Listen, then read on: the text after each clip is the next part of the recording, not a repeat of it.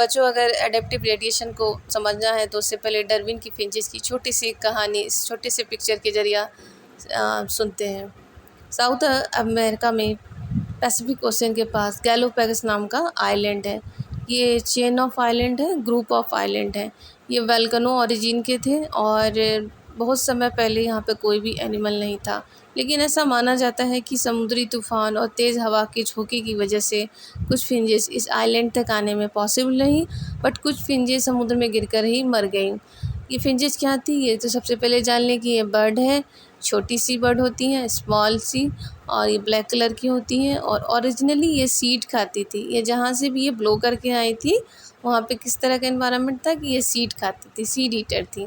जब ये आइलैंड पे आई तो उस आइलैंड को हम मेन आइलैंड कैसे कंसीडर करते हैं, तो पाया कि यहाँ पे कुछ खाने पीने के लिए तो है ही नहीं, कोई एनिमल ही नहीं है खाने के लिए, या कोई प्लांट भी नहीं है यहाँ पे खाने के लिए।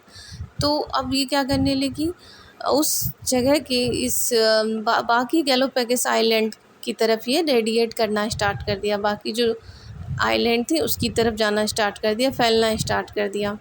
जब ये बाकी आइलैंड की तरफ पहुंची, ग्रुप ऑफ फिंचेस पहुंची अलग अलग आइलैंड पे, तो वहाँ पाया कि उन्हें आराम से तरह तरह के वेजिटेबल्स भी मिले थे और तरह तरह के इंसेक्ट भी मिले थे। तो ये वापस मेन आइलैंड पे नहीं गई, क्योंकि मेन आइलैंड जो था आप और इन सब से काफ़ी दूर था और ये आपस में भी बहुत एक दूसरे से आइसोलेटेड थी और दूर थी। तो यहाँ यहाँ इन्हें सफिशिएंट अमाउंट का फूड मिल रहा था। फिर इन्होंने आपस में ब्रीड किया, फिर इनमें पॉपुलेशन बढ़े।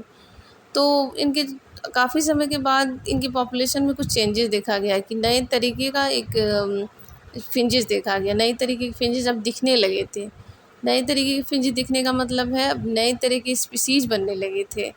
क्या नए तरह का था इनमें, क्या नयापन था इनमें, कि ये पुराने जैसे फिंचेस की ही तरह थे, लेकिन इनके बीक में चेंज पाया गया था। इनके बीक अलग अलग शेप और साइज़ के थे। तो रिसर्च के बाद पता चला कि ये जो जिस तरह का फूड ले रही थी, जिस तरह का इंसेक्ट ले रही थी और वेजिटेबल ले रही थी, उनके अकॉर्डिंग इनके बीक में मॉडिफिकेशन हो चुका था।